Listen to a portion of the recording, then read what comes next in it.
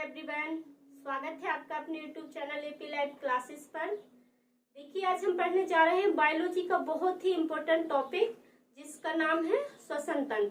आज हम श्वसन के बारे में पढ़ेंगे। तो आप जानते हो कि सांस लेने और छोड़ने की क्रिया को हम श्वसन बोलते हैं। जैसे आपने सांस को अंदर लिया, ऐसे किया तो सांस आपकी अंदर जाती है, और आप सांस को जब छोड़ते हो तो क्या है, जो हवा बाहर आती है, यानी सांस लेने की क्रिया और छोड़ने की क्रिया को हम श्वसन बोलते हैं। जब इसमें तंत्र जुड़ा है तो हम इसके कुछ अंगों के बारे में पढ़ेंगे कि श्वसन के अंग कौन से होते हैं। तो जो हमारी श्वसन की क्रिया होती है वो क्या है, ऑक्सीकरण अभिक्रिया होती है। इसमें ऑक्सीजन जरूरी होता है। बिना ऑक्सीजन के जो हमारी श्वसन की क्रिया है वो पूरी नहीं हो सकती। जो हम ऑक्सीजन लेते हैं, तो जब हम सांस लेते हैं तो हमें जो ऑक्सीजन में हमें ऊर्जा और ऊष्मा दोनों मिलती है, क्योंकि जब तक हम सांस लेते रहेंगे तब तक हमारे शरीर में ऊष्मा और ऊर्जा बनी रहेगी। आपने देखा होगा कि मर जाने के बाद हमारे शरीर में जब ना तो हम सांस लेते हैं तो हमारी जो कोशिकाएं होती हैं वो भी बिल्कुल मुरझा जाती हैं, यानी हमारे शरीर में हम बोल सकते हैं कि ऊर्जा और ऊष्मा का निर्माण नहीं हो पाता। ठीक है, तो कहा जाता है कि जब तक हम सांस लेते हैं तब तक हमारे शरीर में ऊष्मा और ऊर्जा दोनों बनी रहती हैं। अब हमें देखना है जो ऊर्जा होती है, जो श्वसन होता है, वो क्या है, आपका कैटाबोलिक अभिक्रिया है। यानी कैटाबोलिक का अर्थ होता है कि ये अपचायी अभिक्रिया है। कौन सी अभिक्रिया है ये, अपचायी।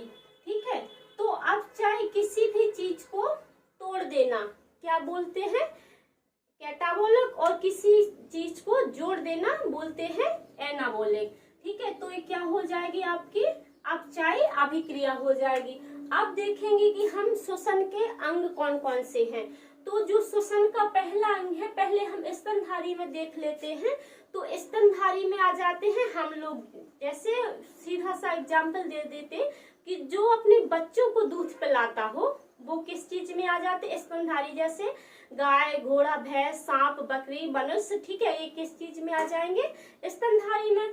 तो जो स्तनधारी होते हैं ये किस चीज से अपनी सांस लेते हैं, यानी ये फेफड़ों की सहायता से क्या लेते हैं, सांस लेते हैं। ये किससे, फेफड़ा से। ठीक है, ये हो जाएगा आपका फेफड़ा से। फेफड़े को क्या बोलते हैं, लंग्स। ठीक है, जो आपके स्तनधारी होते हैं ये फेफड़ा से सांस लेते हैं। और जो कीट होते हैं, यानी जो कीड़े मकोड़े होते हैं, वो क्या है, आपकी श्वास नली से। जो कीड़े होते हैं वो यहाँ से, जैसे आपने मनुष्यों में देखा जाए, आप कहते तो क्या है, फेफड़ों से आप सांस लेते हो। जब हम छोटे थे तब हम देखते थे कि हम नाक से सांस लेते हैं। जब हम नाक बंद करते तो क्या है, मुंह खुल जाता, तो हम मुंह से सांस लेते। एक्चुअली नाक और मुंह दोनों में से किसी से हम सांस नहीं लेते। सांस कहाँ से लेते हैं, फेफड़ा से। ठीक है, तो जो स्तनधारी हो गए वो सांस लेते हैं फेफड़ा से। अब देखेंगे हम कीड़े मकोड़े कि कीड़े मकोड़े कहाँ से सांस लेते। तो कीड़े मकोड़ों में यहाँ से क्या है, उसमें नली रहती है, जिसे हम क्या बोलते हैं, श्वास नली। तो जो कीड़े मकोड़े होते हैं वो श्वास नली से सांस लेते हैं, जिसे इंग्लिश में क्या बोलते हैं, ट्रैकिया। यानी जो कीड़े मकोड़े होते वो ट्रैकिया से सांस लेते। अब देखेंगे हम जलीय जीव।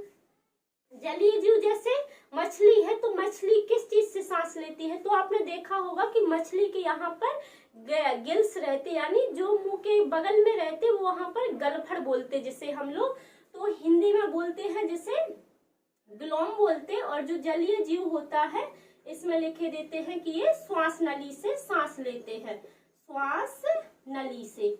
और जो जलीय जीव होता है वो किस चीज से सांस लेता है, गिल्स से। यानी मछली किस चीज से सांस लेती है, गिल्स से, जिसे हम उर्दू में गलफड़ बोलते।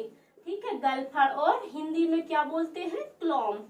ठीक है, तो आपको ये चीज तो क्लियर हो गई होगी कि कौन जानवर किससे श्वास लेता है। अब हम देखेंगे कि मेढक, जो मेढक होता है वो क्या है, 3 प्रकार से सांस लेता है।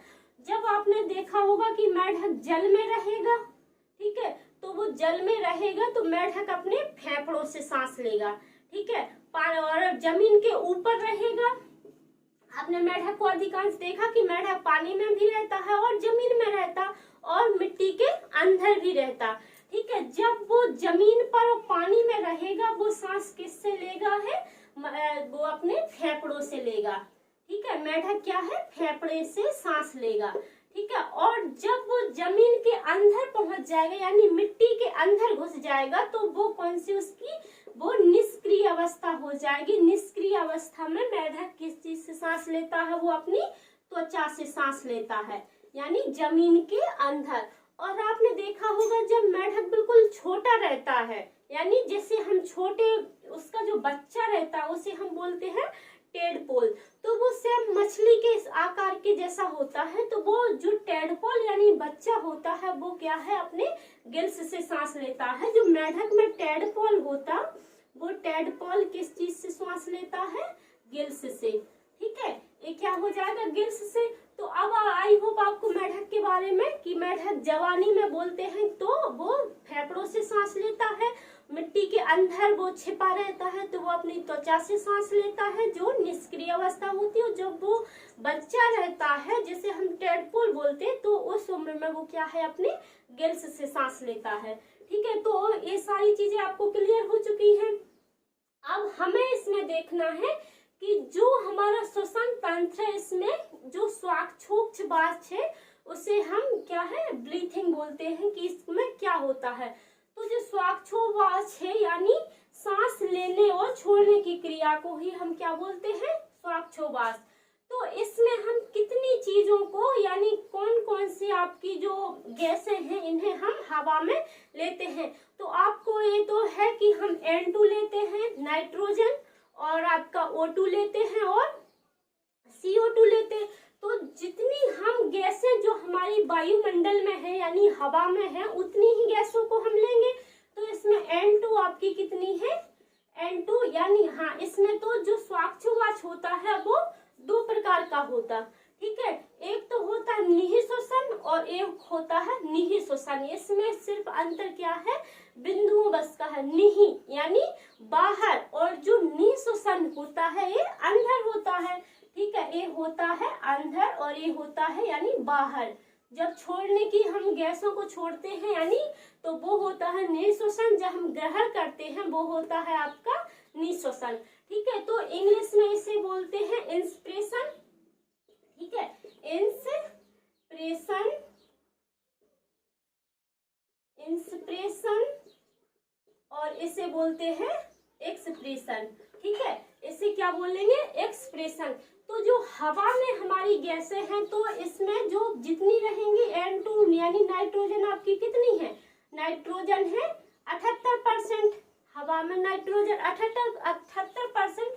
तो हम जो गैस छोड़ेंगे तो कितनी छोड़ेंगे, जितनी हमने ली है पूरी छोड़ देंगे। नाइट्रोजन हमने 78% ली है तो हम 78% ही छोड़ देंगे। आप देखेंगे कि हम जो O2 यानी ऑक्सीजन है, ऑक्सीजन हवा में कितनी रहती है आपकी 21%। तो हम जो ऑक्सीजन ले रहे हैं वो कितने ले रहे हैं, 21%, और जो हम छोड़ रहे हैं वो हो जाएगी आपकी 17%, यानी कितने प्रतिशत का अंतर हो गया, 4% का। तो इस 4% का हम एवरेज कहीं और लेंगे। जो आपकी CO2 हवा में रहती है यानी कार्बन डाइऑक्साइड रहती है 0.03। ठीक है, इतनी रहेगी, और हम जब इसमें छोड़ेंगे तो ये कितनी हो जाएगी 4.6%, यानी 4.6। आप या तो इसे बोल सकते हो 4%। तो ये क्या है, आप सिर्फ यहाँ पर ध्यान दीजिए कि जितनी हमने नाइट्रोजन ली है पूरी नाइट्रोजन छोड़ दी।